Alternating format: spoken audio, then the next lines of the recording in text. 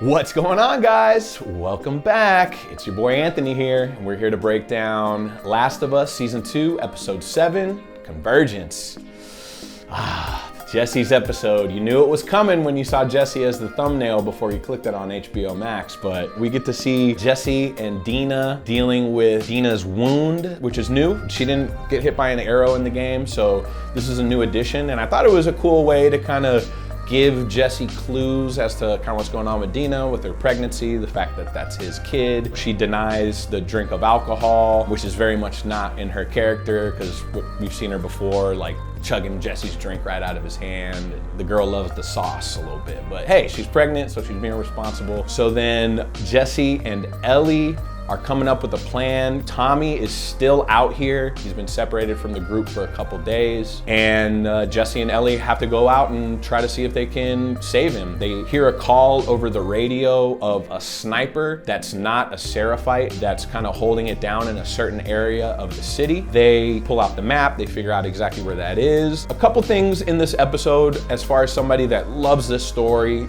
played the game multiple times. To be fair to Craig Mazin, he's a great writer, but I just feel like he's not doing Ellie a lot of justice in her intent, in her ability. The first little thing I didn't really like was Jesse and Ellie come across a group of WLF that have caught a Scar or one of the Seraphites. They've kind of got them surrounded. There's about 6 to 8 of them. Ellie and Jesse are witnessing this, and Ellie, kind of out of character, wants to go and like help this Seraphite when it's obviously a losing situation. They're outnumbered. Ellie is immune to infected bites, but she's not immune to bullets. Like, they make me feel like Ellie is irrational or like dumb in some ways, which doesn't really come across that way at all in the game. Ellie's capable, she's methodical, she knows exactly what she's doing when she's doing it. There's no bumbling, there's no accidents. Everything is done with intent.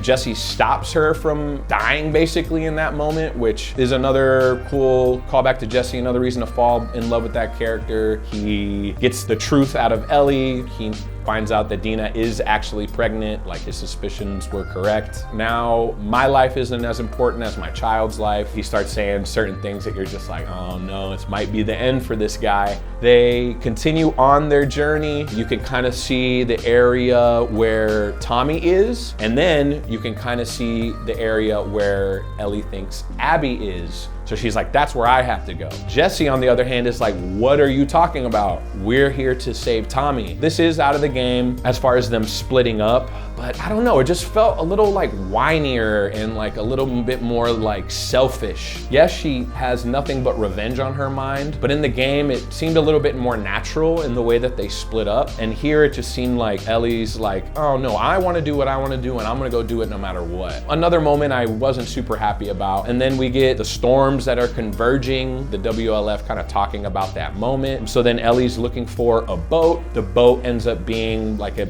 means for her to just get to the aquarium. She gets flipped over by the big wave. It seems a little bit scary, but Ellie's got a little bit of plot armor right now. She ends up making it to the aquarium, just like the game, climbs in through the window. You get to see Ellie come across Owen and Mel. So they're in there arguing about Abby's plan. So the WLF as a whole kind of have a plan, but then Abby's kind of doing her own thing. We're not really sure or aware of exactly what those differences are or what those plans actually are, but we're starting to get a little bit of hints here and there from this conversation that we're overhearing. Mel notices Ellie come in. She's got her revolver drawn on him, and she does the Joel thing. She's like, I'm gonna have you both point at this map. If you guys point at 2 different things, you're gonna be in trouble. So Owen stupidly reaches for the gun. Ellie pulls a revolver on him, hits him right in the neck, and with a little bit of collateral damage also hits Mel. So this is my biggest gripe of the episode. The lack of intent from Ellie, I don't think it plays very well to her as a character. In the game, this moment is very intentional. Ellie doesn't do anything by accident.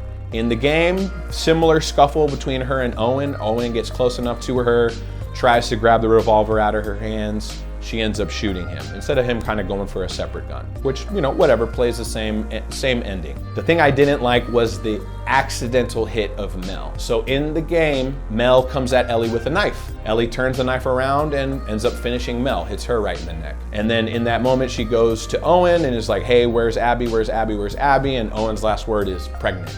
And Ellie cannot believe that. So she goes to Mel, flips her over, sees her pregnant belly, and then has like this mental moment. The sound kind of goes away. All you hear is the ringing in her ears. Tommy and Jesse come in, take her away and take her back. She's obviously very traumatized. The way that they played it in the episode, you know, the fact that it was an accident, they had the moment where Mel wanted Ellie to cut the baby out of her, give her an emergency C-section, all was put in for the show. I get like drama-wise why Craig wrote it this way, but the fact that it was a total accident, and I think it's gonna take away a lot from once we get to the end of the story and these characters are reflecting back on the things that they've done. As far as the way that it's playing now, I really don't like it. I wanted to save my judgments until the end of the season to kind of see where things were going, and I really don't like how they've neutered Ellie's abilities and skills. So they end up back in the theater. They're packing up. They're about to leave. Tommy goes back out to the lobby to kind of finish up packing up the duffel bags. Then you hear a scuffle. Ellie and Jesse pull their guns. They run towards the lobby. They open the door and bang.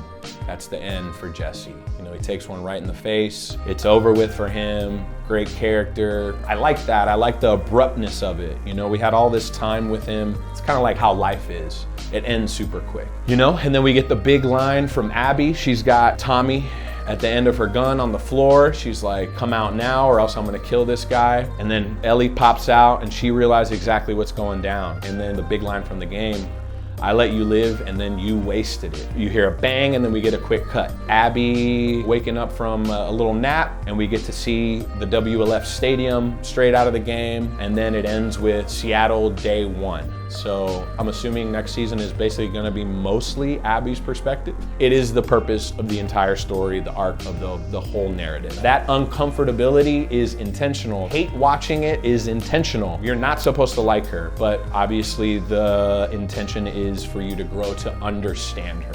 There's a lot more story to tell. I'm excited to see kind of where they take it. You know, these slight little changes, I'm not super happy about. As of right now, I don't like them, but who's to say what happens after another 2 seasons worth of story arc.